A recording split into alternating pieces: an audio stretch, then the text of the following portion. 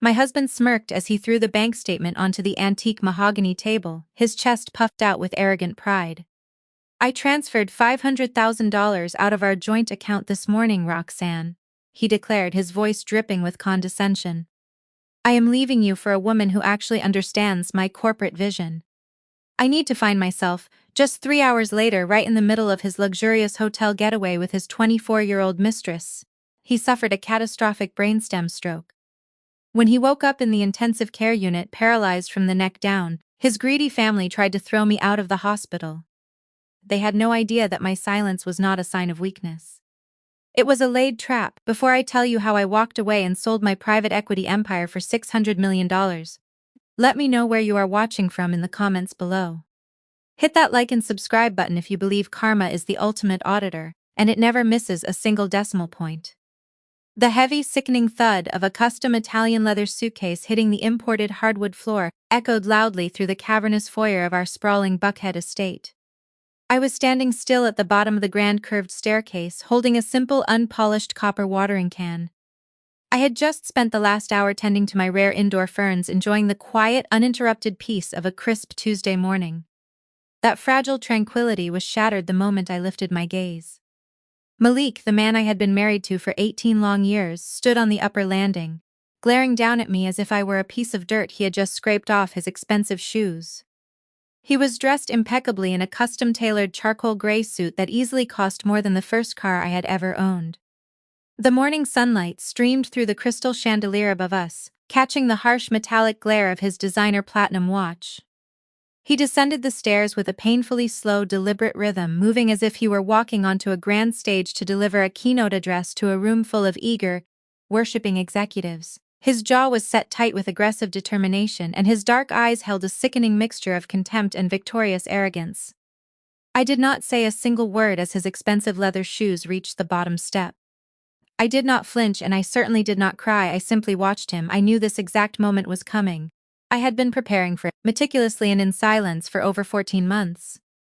Malik stopped just a few feet away from me. He reached a manicured hand into the inner breast pocket of his expensive suit jacket and pulled out a sharply folded piece of heavy stock paper. He did not hand it to me with any shred of decency or respect. Instead, he flicked his wrist and threw it onto the entryway console table. The paper slid across the polished wood, coming to a dead stop right next to a crystal vase filled with fresh white hydrangeas. "Take a good look at that, Roxanne," he instructed, his voice thick with condescension and cruel amusement. I set my copper watering can down with deliberate slowness. I picked up the paper and unfolded it, my face remaining a blank canvas. It was a freshly printed statement from our primary joint bank account. The balance, which had taken us years of supposed partnership to accumulate, showed a devastating withdrawal. $500,000 had been electronically wired out at 6 in the morning. The remaining balance was barely enough to cover the exorbitant monthly utility bills for a mansion of this ridiculous size. I looked down at the bold red numbers printed on the page, and then I slowly lifted my eyes to look at the man who had promised to protect me. "I am leaving, Roxanne," Malik announced loudly, his voice echoing against the high ceilings. "I am checking into the Four Seasons Hotel downtown for the remainder of the week. After that, I am purchasing a luxury penthouse in Midtown. I need to finally find myself. I need to be surrounded by people who actually match my ambition and my drive." I kept my posture straight. I did not scream in horror. I did not throw the bank statement back into his arrogant face. I simply refolded the paper along its original creases and stitched it gently back onto the costume. "You are going to find yourself at a 5-star luxury hotel?" I asked, my voice quiet, smooth. "Are you going to embark on this profound spiritual journey alone, Malik?" He let out a short, bitter laugh, shaking his head as if he found my unnerving calmness to be a personal insult. "I am going with Brittany," he declared boldly, throwing his young mistress's name into the open air as if it were a prestigious medal he had just won in battle. "Brittany actually understands my corporate vision. She is young, she is hungry, and she knows what it takes to survive and conquer in Atlanta high society. She does not spend her weekends digging her hands in the dirt, planting vegetables that we can easily afford to buy at premium luxury markets. She belongs in the high-stakes world I have painstakingly built." The blatant, unapologetic disrespect in his tone was calculated. It was designed to crush my spirit. He wanted to see me fall to my knees in front of him. He wanted me to beg him to stay, to cry hysterically, to promise that I would change. He craved the sick satisfaction of knowing he had destroyed the woman he had sworn to love and cherish. Instead, a strange, beautiful sense of liberation washed over my body. You truly think you are so much better than me, do you not, Malik? I asked softly, tilting my head slightly to study his pathetic expression. He took a large, aggressive step closer, trying to use his physical height to tower over me with a look of unfiltered disgust. I know for a fact that I am better than you, Roxanne. Look at yourself. You are standing in a multi-million-dollar estate wearing a plain, cheap cotton dress. You have no drive, you have zero ambition. I pulled you out of that dusty, backward Gullah Geechee farmhouse in rural South Carolina. I gave you a real meaningful life. I elevated you. I put you squarely into Atlanta high society. I introduced you to elite country clubs and prestigious charity galas. And what do you do with all of that privilege? You still act like a common maid. You cook your own meals instead of hiring a private chef like a normal executive wife. He paused to catch his breath, his face flushed with self-righteous anger. You stubbornly refuse to wear the expensive designer labels I buy for you. You are small, Roxanne. You have a small mind, a small heart, and a small, pathetic life. I am a partner-level corporate consultant. I make million-dollar deals over breakfast before you even wake up. I simply cannot be tied down to a woman who is content with being a nobody. His cruel words were sharp, purposefully designed to cut directly into my cultural heritage and my personal pride. He had always secretly hated my deep Southern roots.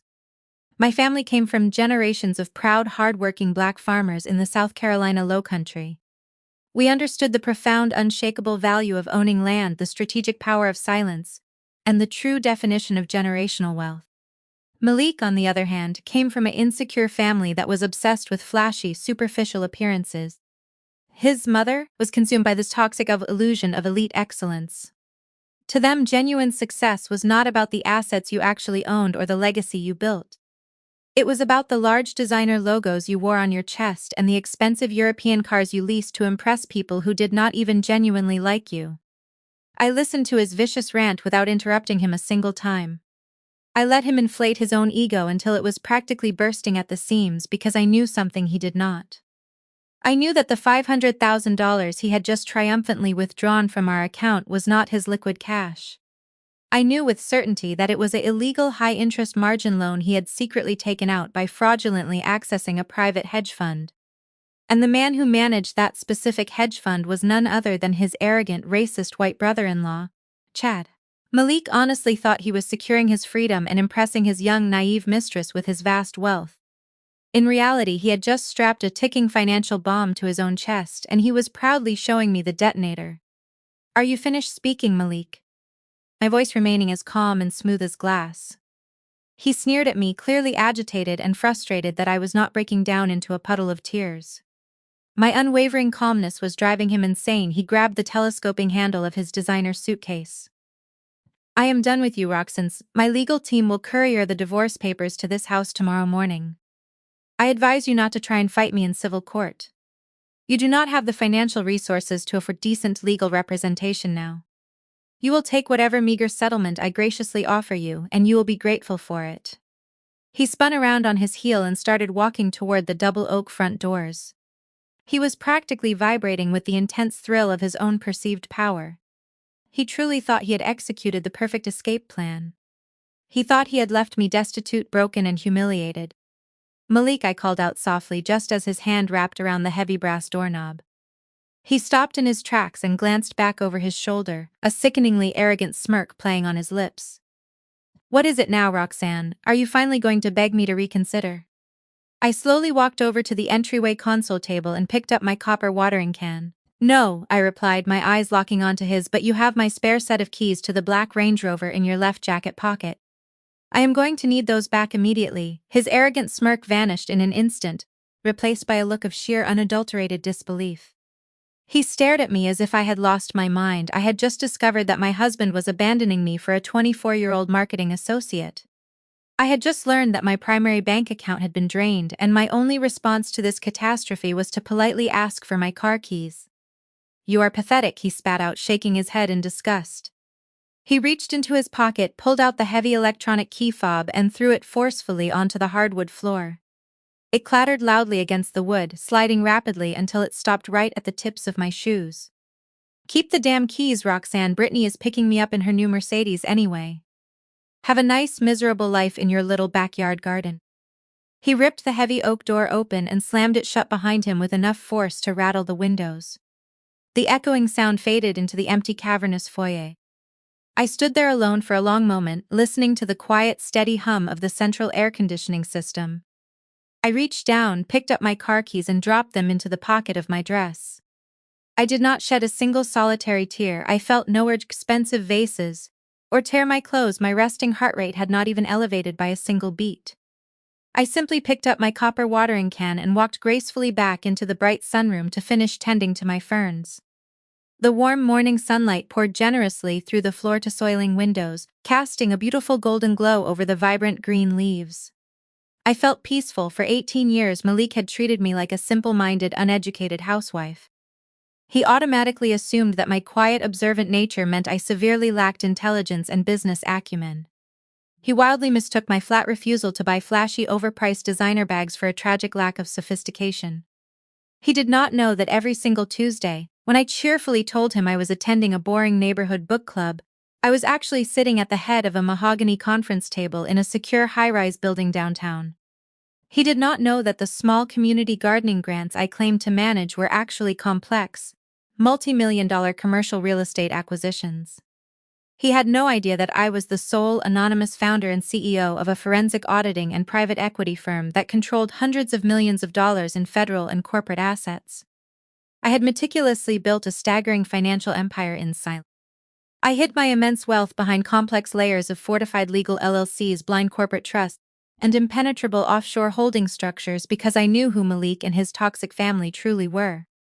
I had seen the dark, consuming greed lurking in his eyes early in our marriage. I watched silently as his mother, Gloria, demanded wildly expensive anniversary gifts and actively treated me like a lowly peasant simply because I preferred preparing healthy, homemade meals over spending a fortune at pretentious Michelin-star restaurants. I meticulously observed how his sister Trina and her obnoxiously condescending husband, Chad, constantly flaunted their borrowed wealth. I knew without a shadow of a doubt that if I ever revealed my true financial power, they would descend upon me like starved vultures and attempt to suck me dry. So I strategically played the precise role they demanded of me. I became the docile, profoundly educated wife. I cheerfully let Malik pay the standard utility bills and boast endlessly about his impressive corporate salary, while I quietly bought the commercial buildings his prestigious company leased. The most painful part of their rooted arrogance was how loudly they displayed it. I vividly recall a Christmas party we hosted 3 years ago. The house was decorated in garish, excessive ornaments that Gloria had personally selected and billed to Malik's credit card. I was standing near the grand fireplace, wearing a simple, elegant vintage dress that had belonged to my grandmother. Chad approached me, swirling a glass of expensive scotch that I had actually purchased. He looked me up and down with a dismissive sneer. "You know, Roxanne," Chad began, his voice purposefully loud enough for the surrounding guests to hear. "I recommend you let Trina take you shopping next week. You are hosting elite corporate partners tonight. You cannot stand here wearing a dress that looks like it was stitched together from potato sacks on some dirt farm in South Carolina. It is embarrassing for Malik's professional image." I did not snap at him. I did not throw my drink in his smug face. I simply offered him a warm, polite smile. "Thank you for your valuable input, Chad," I replied. "I will certainly keep your sartorial advice in mind." He scoffed loudly, shaking his head as he walked away, clearly believing he had put the ignorant country girl firmly in her proper place. He had no idea that while he was busy mocking my vintage dress, I was quietly finalizing a corporate acquisition that would permanently absorb the banking infrastructure his hedge fund relied upon. Every single time they insulted me, every single time they made a cruel, racially coded joke about my background, I did not waste my precious energy arguing. I simply added another hidden zero to my investment portfolio. The sheer audacity of their entitlement reached in fever pitch during a publicized charity brunch just a few months prior to Malik's departure. Gloria had insisted on hosting her obnoxious country club friends at an exclusive seafood restaurant in Midtown. She had intentionally ordered seafood towers, imported caviar, and multiple bottles of vintage champagne. When the astronomical bill finally arrived, Gloria purposefully slid the small leather folder across the table directly toward me. Roxanne, darling, Gloria purred loudly, ensuring every single wealthy woman at the table was watching. Since you contribute nothing of value to this family, the least you can do is handle the lunch tab today. Consider it your small, pathetic contribution to our high society standing. The women at the table snickered softly, hiding their malicious smiles behind expensive crystal champagne flutes. They fully expected me to blush, to stammer, and to shamefully admit that I did not carry that kind of money. Instead, I did not hesitate for a single microsecond. I reached into my small understated clutch and pulled out a heavy, solid black titanium card. I placed it gently on top of the outrageous bill and pushed the folder back toward the nervous waiter. Gloria rolled her eyes in disgust. "Oh, please, do not act so smug. We all know that is Malik's secondary corporate card. You are still just my successful son's hard-earned money." I just smiled that same polite, empty smile. I did not bother to correct her. I did not tell her that the titanium card was permanently tied directly to an offshore corporate account holding over $80 million in liquid capital. I did not tell her that the restaurant we were currently dining in paid a monthly lease to a commercial real estate holding company that I personally owned. I let her blindly believe her own pathetic lies. Their profound arrogance was their ultimate weakness. They were so blinded by their desperate need to feel superior that they never once bothered to look closely at the complex financial web I was spinning directly beneath their feet. I went into my pristine kitchen and put the copper kettle on the stove. I meticulously prepared a cup of strong Earl Grey tea, letting the aromatic, soothing steam rise into the quiet air. I took my delicate teacup back to the sunroom and sat in my favorite wicker chair, looking out over the manicured lawn. I knew with mathematical certainty that Malik was currently checking into a luxury suite downtown with Brittany. I knew he was likely pouring expensive champagne and making grand empty promises about the extravagant future they would soon share. But I also knew with cold calculated precision that his financial universe was about to implode. My brilliant 16-year-old daughter Isla was safely tucked away at her elite boarding school, quietly completing her midterms. Isla was the only person in miserable family who possessed my blood and my unyielding spirit. She had inherited my sharp mind and my innate ability to see straight through their pathetic deceptions. She knew what kind of shallow, cruel man her father truly was, and she knew the truth about my corporate empire. We had a deep, unspoken understanding. We were simply waiting, with infinite patience, for Malik to permanently hang himself with his own expensive rope. I took another slow, deliberate sip of my tea. The digital clock resting on the mantel read 2 in the afternoon. Suddenly, the shrill, violent ring of the house phone shattered the perfect silence. It was not my personal cell phone buzzing, it was the wired landline, a number strictly and exclusively reserved for emergencies. I set my delicate teacup down on the saucer with a soft, defining clink. I walked slowly over to the wall-mounted phone and lifted the heavy receiver. "Hello," I answered, my voice remaining calm and collected. "Is this Mrs. Roxanne Sterling?" A woman asked. Her voice was clipped, professional, and laced with a deep undercurrent of clinical urgency. "Speaking," I replied. "This is the Atlanta General Hospital calling from the Neuro-Intensive Care Unit. We need you to come down immediately. Mrs. Sterling, your husband Malik, has just been brought in by a critical transport ambulance." I leaned casually against the wall, casually examining the pristine state of my unpainted fingernails. "What seems to be the problem?" I asked, keeping my tone neutral and devoid of any expected panic. There was a distinct, heavy hesitation on the other end of the line. The triage nurse was clearly not expecting such a profoundly calm, icy reaction from a wife receiving a sudden emergency medical call. "He has suffered a catastrophic brainstem stroke," the nurse explained, her voice dropping to a serious, hushed clinical register. "He collapsed at a hotel downtown. The paramedics brought him in approximately 40 minutes ago. He is currently stabilized, but his neurological condition is critical. We urgently need his next of kin present to discuss advanced medical directives and authorize immediate, invasive surgical interventions." A brainstem stroke right in the middle of his much-anticipated luxury getaway with his young, ambitious mistress. The universe truly had a fascinating, efficient way of delivering justice before I even had to lift a single finger. "I understand the severity of the situation," I said, betraying zero emotion. "I will be there shortly." I hung up the phone. I did not rush out the door. I did not cry out in sudden agony. I walked slowly upstairs to my expansive master bedroom and opened my walk-in closet. I intentionally bypassed the plain, simple cotton dresses that Malik so despised. I reached far into the back and pulled out a sharp, impeccably tailored designer black blazer and a matching pair of structured trousers. I slipped my feet into a pair of sharp black Italian leather pumps.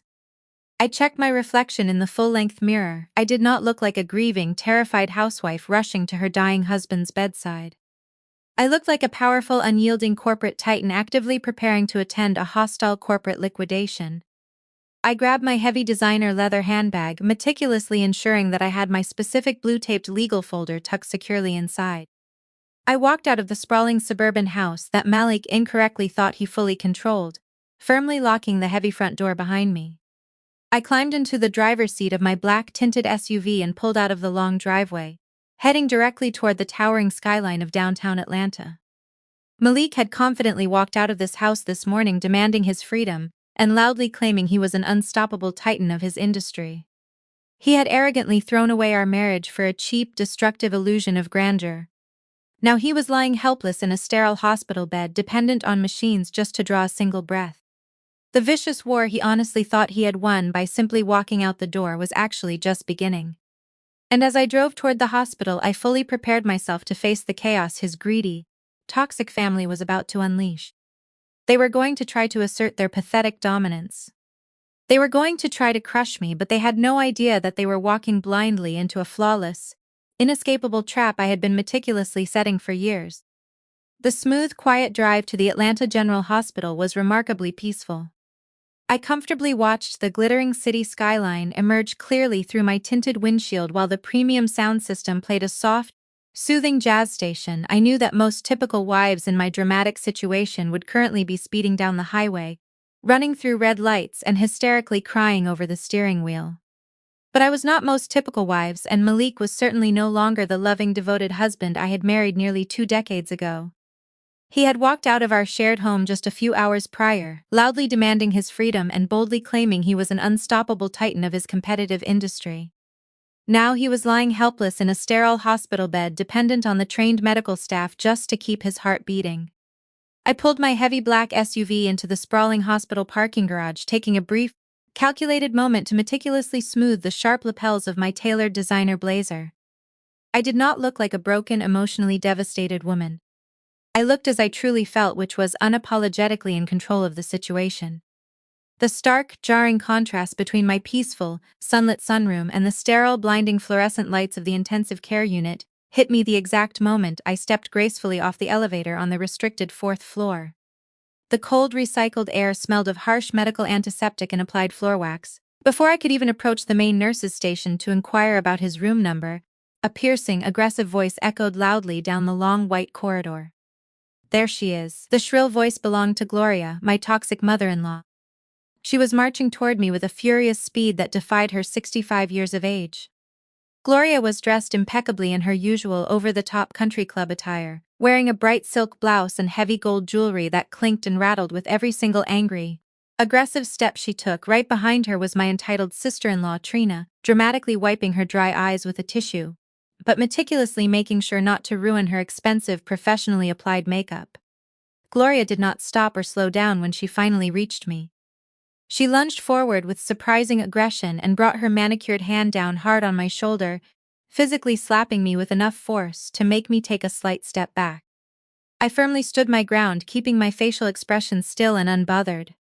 "You did this to him," Gloria shouted at the top of her lungs, pointing a manicured finger directly in my face. "You stressed my successful son into a stroke with your endless, pathetic nagging. You could not keep a powerful, successful black man happy in his own home, so you pushed him until his body simply gave out." I looked down at the manicured hand that had just struck me, and then I slowly lifted my gaze to look directly into Gloria's furious eyes. I did not raise my voice a single decibel. I simply asked, "Are you quite finished making a pathetic, hysterical scene in the middle of a public hospital, Gloria?" My unnerving calmness only infuriated her even more. Trina stepped up beside her mother, defensively crossing her arms over her expensive designer jacket. "Mom is right, Roxanne. Malik has been miserable for months. He works 80 stressful hours a week just to provide you with a mansion and an elite luxury lifestyle.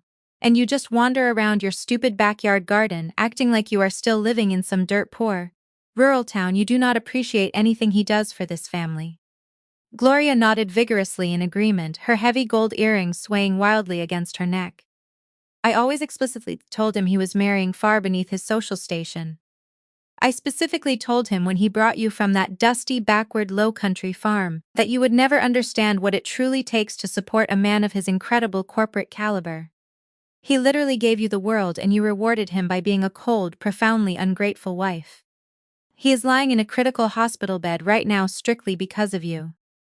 I quietly let them speak. I let them pour out years of pent-up resentment and coded racial insults. They truly believed I was just a simple-minded, uneducated country girl who had miraculously struck gold by somehow marrying a successful corporate consultant. They had no idea that the suburban mansion Trina was currently living in was financed by a private corporate bank that my private equity firm had recently acquired. They only saw what Malik had arrogantly allowed them to see.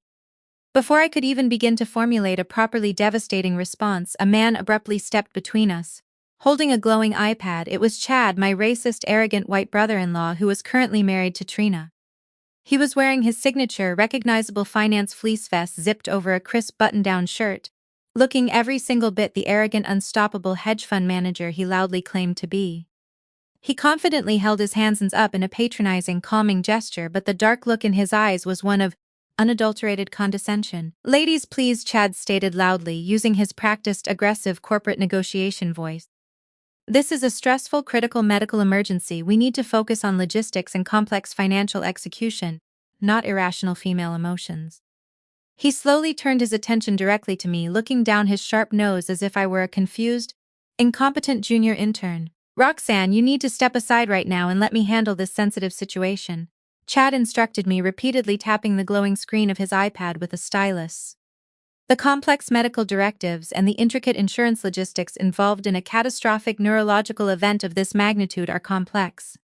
We are currently dealing with premium, out-of-network VIP medical providers and intricate corporate healthcare policies that Malik has secured through his prestigious firm. These financial and legal matters are fundamentally beyond your basic comprehension. I am going to immediately step in as the prominent man of the family and coordinate directly with the chief neurosurgeons.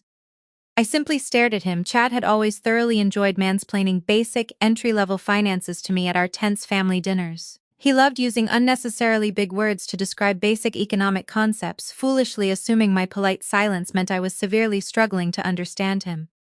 "Is that so, Chad?" I asked, my voice smooth and profoundly quiet. He loudly sighed, rolling his eyes as if he were painstakingly explaining basic math to a particularly slow child.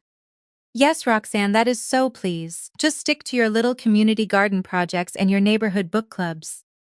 Let someone with an actual Ivy League Wharton degree successfully handle the adult's complex business. I have already urgently contacted my aggressive legal team to thoroughly review his corporate assets and ensure his VIP care is fully covered by his premium executive healthcare plans. You just sit quietly in the crowded waiting room and let us manage the heavy lifting." I slowly, deliberately crossed my arms over my tailored blazer. The tiny community garden projects he was currently mocking were actually lucrative commercial real estate tracts that my private holding company was currently actively developing into multi-million-dollar mixed-use properties. But I strategically kept that crucial information to myself.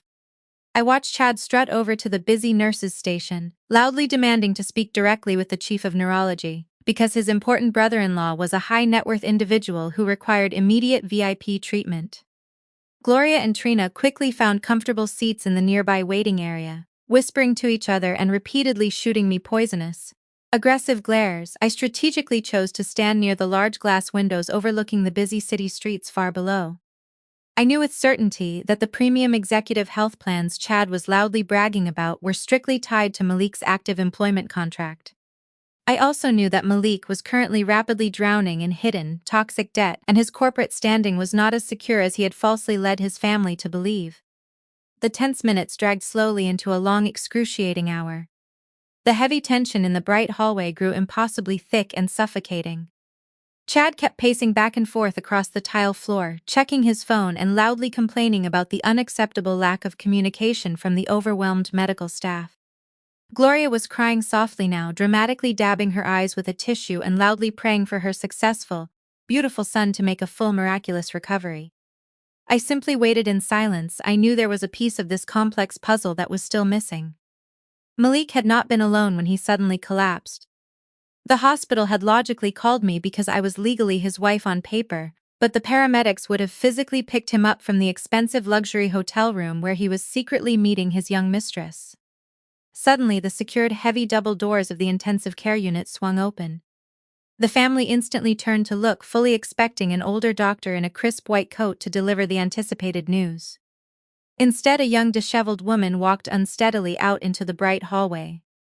It was Brittany. She was 24 years old, wearing a wrinkled, revealing silk slip dress that was clearly intended for a romantic, expensive hotel stay. Her long blonde hair was a messy tangle, and thick dark lines of applied mascara streamed rapidly down her pleats. She was sobbing uncontrollably, her chest heaving with every single ragged breath. Gloria stood up so fast that her chair scraped and loudly against the linoleum floor. "Who on earth are you?" Gloria demanded, her voice sharp and defensive. "What were you doing inside Successful Son's private room?" Brittany looked wildly at the gathered family with wide, terrified eyes. She clutched a crumpled piece of paper tightly to her chest as if it were a physical shield. She looked past Gloria and Trina, and her terrified eyes locked directly onto me. She knew who I was. Malik had undoubtedly shown her my picture while complaining about his boring. "I am Brittany," she choked out, her voice shaking. "I was involved with Malik when it suddenly happened. We were at the luxury hotel, he just grabbed his head and fell to the floor. It was awful. There was so much incredible chaos," Trina dramatically gasped, covering her mouth with her manicured hand. "You were with him at a hotel?" Gloria's eyes rapidly darted from Brittany to me, quickly processing the devastating reality of her beloved son's blatant infidelity. But rather than showing any genuine sympathy or basic respect toward me, Gloria immediately adjusted her toxic loyalties. She looked at Brittany's expensive designer bag and the flashy diamond tennis bracelet resting on her wrist. In Gloria's shallow mind, any woman Malik deemed worthy of spending a fortune on was suddenly a valid, important part of the equation. Chad stepped forward, his brow furrowed in deep, incredible confusion. He looked at the crumpled paper Brittany was holding. "Miss, you cannot be here," he stated firmly. "This is a restricted medical area strictly for immediate family only. We are currently actively discussing confidential medical and complex financial directives. You need to leave this area immediately before I proactively call hospital security." Brittany shook her head, tears flying rapidly from her flushed face. She held the crumpled piece of paper out directly toward Chad. "No, you do not understand," she cried loudly, her hysterical voice echoing painfully down the long corridor. "He legally signed this right before the ambulance arrived." He was severely having trouble speaking, but he knew what was happening. He insisted on signing it while we waited for the paramedics.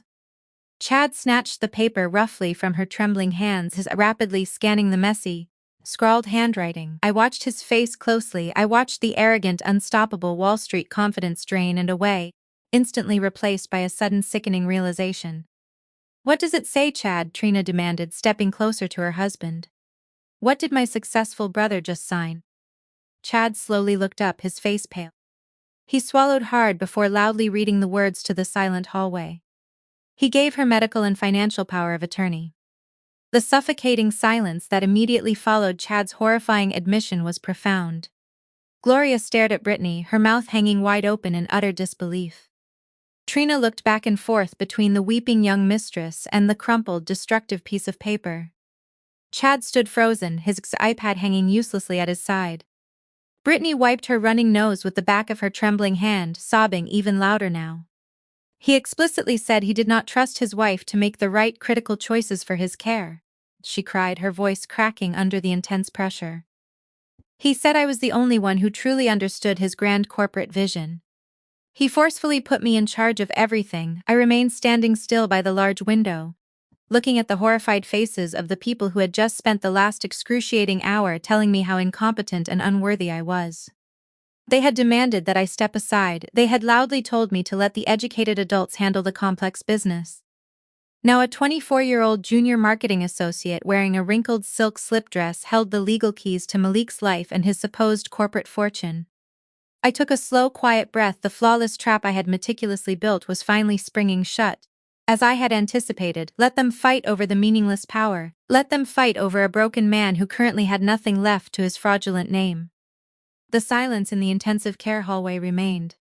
The soft rhythmic beeping of the complex cardiac monitors from the nearby private rooms seemed to mock the agonizing stillness of the arrogant people standing directly before me. Chad stared blankly at his laptop screen, his mouth slightly open, unable to properly process the glaring red warning banner that stared back at him. Brittany let out a sharp, trembling breath, clutching the power of attorney document as if it had suddenly turned into an explosive live grenade. Gloria stepped forward, her heavy gold bracelets rattling loudly against her wrist. "Chad, what on earth are you talking about?" she demanded, her voice tight with rising panic. "What do you mean the money is gone?" "My successful son is executive consultant. He makes seven-figure bonuses, just simply use another offshore account." Chad did not look up from the glowing screen. His trembling fingers hovered helplessly over the keyboard, paralyzed by the unfolding financial disaster. "I cannot," he whispered, his voice devoid of his usual aggressive arrogance. "The federal margin call has locked down everything attached to his social security number.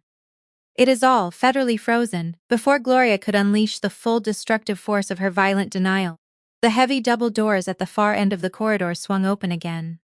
The hospital billing director returned, walking with a brisk, no-nonsense stride that signaled his deep, experienced impatience, a secondary medical clipboard and an advanced wireless card terminal.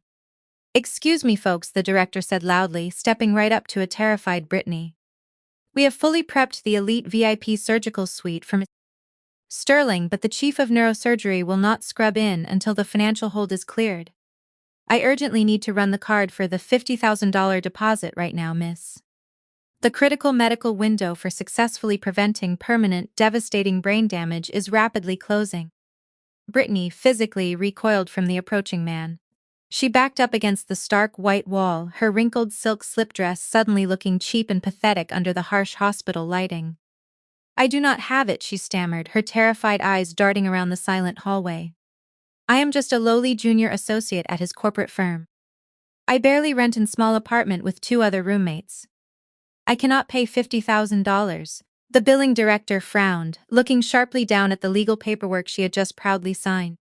"Miss, you just willingly executed a binding durable power of attorney and signed the guarantor waiver just 10 short minutes ago. You are legally responsible for this deposit and all ongoing expensive VIP care. If you cannot provide immediate payment, we will be forced to transfer him to the underfunded county public hospital facility. They are currently operating at maximum overwhelmed capacity, and he will likely wait several excruciating hours on a gurney in a crowded hallway before seeing a basic resident physician." Gloria let out a dramatic, horrified gasp. "A county public hospital?" she shrieked, grabbing her chest as if she had just been physically shot. "My successful son is not going to some terribly underfunded dirty charity ward. He is a prominent, wealthy businessman. He belongs in the elite VIP surgical wing." "Trina, quickly tell your husband to pay the $50,000 deposit right now." Trina grabbed Chad's arm, shaking him out of his profound state of shock. "Chad, just quickly put it on the corporate firm's black card," she pleaded, her voice rising in sheer panic. "We can easily figure it out later. Malik will pay you back with interest when he fully recovers." Chad snatched his arm away from his terrified wife, his pale face suddenly twisting with a sudden, vicious anger. "Are you out of your mind, Trina?" he snapped, losing his polished corporate facade. "I am not putting 50 grand of my prestigious firm's money on the line for a pathetic guy whose accounts were just seized by the federal government. Do you even fully know what a margin call truly means?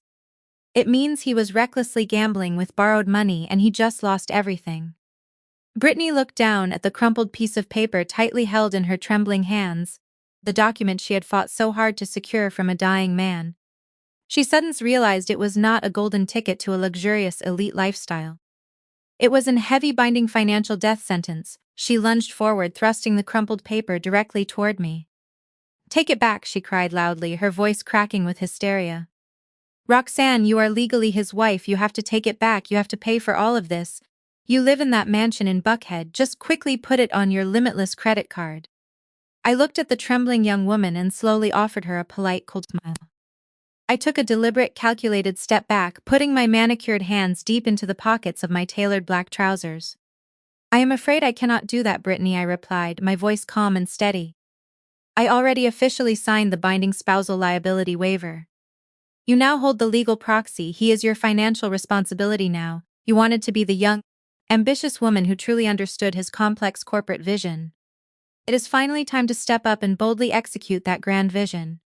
Chad slammed his laptop shut, the loud sound echoing sharply down the hallway like a violent gunshot. He rapidly turned to me, his face flushed with a dark, aggressive red. The thin, polished veneer of the polite Wall Street professional was and gone. He took 2 large, aggressive steps directly toward me, trying to use his height to intimidate me. "Listen closely to me, you arrogant, uneducated woman," Chad growled, pointing a finger merely inches from my face.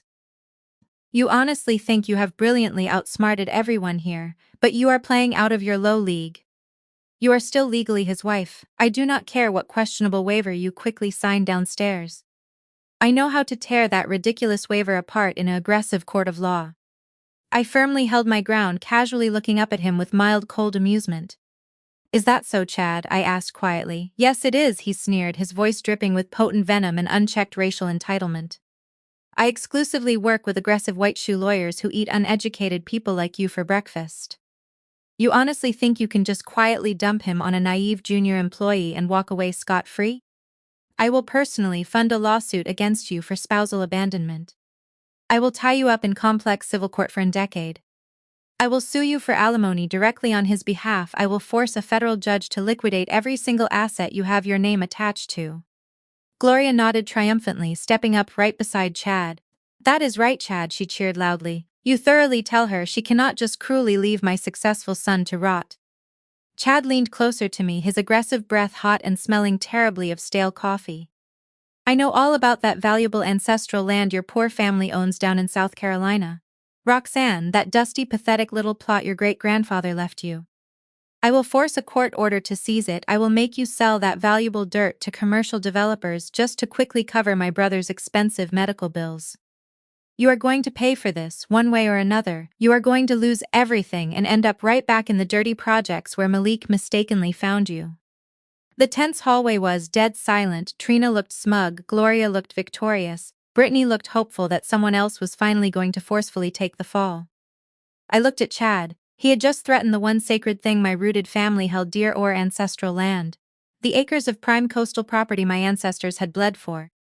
He truly thought it was just worthless dirt. He truly thought I was just a naive, submissive housewife who could be easily bullied by the aggressive threat of aggressive corporate lawyers. I slowly, deliberately pulled my hands out of my tailored pockets. I reached into my heavy designer leather handbag and deliberately pulled out a thick, heavy manila folder. I slowly opened it and deliberately removed a complex legal document bound with thick blue legal tape. The dense pages were meticulously redacted with thick black ink, but the distinct signatures placed at the bottom of the final page were clear. I held the heavy document out and placed it gently on the small, sterile rolling medical cart right next to Chad's closed laptop. "You are going to blindly sue me for alimony, Chad?" I asked quietly, my voice intentionally dropping to a smooth, dangerous whisper. "You are going to force me to sell my sacred ancestral land. I suggest you meticulously read the detailed second paragraph of page 4 before you make any more empty, pathetic threats." Chad frowned, looking down at the heavy document. He picked it up and quickly flipped directly to the specific 4th page. His eyes rapidly scanned the dense legal text, and I closely watched his pupils rapidly dilate in profound shock. "What is it, Chad?" Trina demanded, her voice suddenly small and terrified.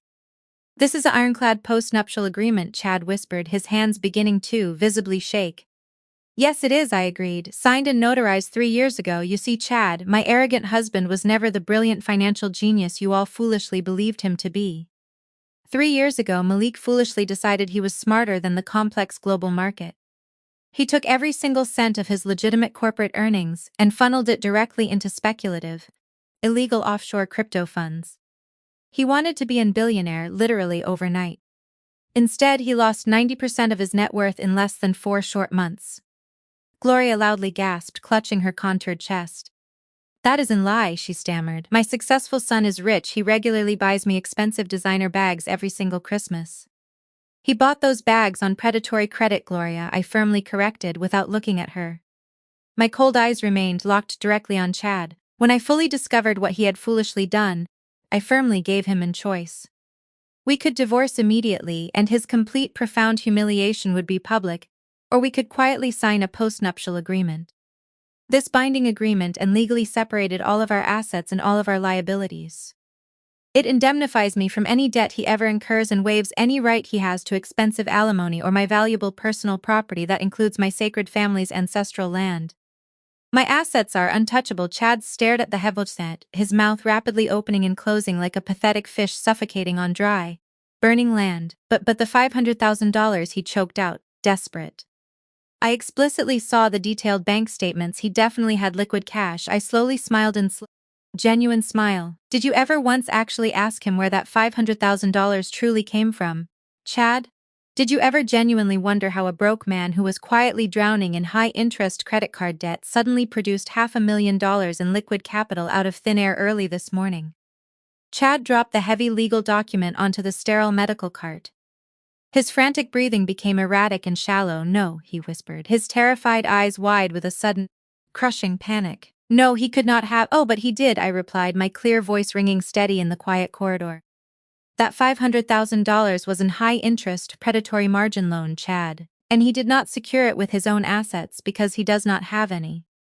He secured it by illegally using the internal restricted access codes directly to your guarded hedge fund. He leveraged your prestigious firm's institutional credit to rapidly fund his pathetic luxury getaway with Brittany. Trina let out a loud, piercing scream. She grabbed Chad's arm, digging her expensive acrylic nails into his recognizable fleece vest. Chad, tell me right now she is lying. Trina shrieked at the top of her lungs. Tell me my brother did not steal from your firm. Chad could not answer her. He was actively hyperventilating, his terrified eyes darting around the sterile hospital hallway as the crushing reality of the situation crashed down directly on top of him. Malik had not just gone broke, he had committed federal corporate fraud, and he had intentionally left Chad holding the illegal bag because Malik leveraged your specific personal portfolio. Chad, I continued, meticulously outlining his inescapable doom with precise surgical detail. You are personally liable for that federal margin call. The intense federal regulators did not just rapidly freeze Malik's empty accounts. They immediately tracked the direct origin of the fraudulent collateral. When the volatile market dipped severely this morning and the margin call was forcefully triggered, the automated trading system instantly liquidated the $500,000. But the penalty fees and the remaining balance of the fraudulent loan fall directly on the guarantor. 6 short months later, I officially sold my consolidated corporate empire to a prestigious international banking consortium for $600 million. I secured my brilliant daughter's generational legacy and proudly walked away from the toxic ashes of their profoundly ruined lives, never looking back a single time. The true powerful lesson here is that unyielding power does not need to be loud, and that complete, silent resilience is your most formidable weapon against toxic relatives who constantly underestimate your immense worth. Let your arrogant enemies destroy themselves with their own greed while you quietly, meticulously protect your profound peace and secure your independent future. Share your own incredible story about cutting off toxic family members in the active comments below.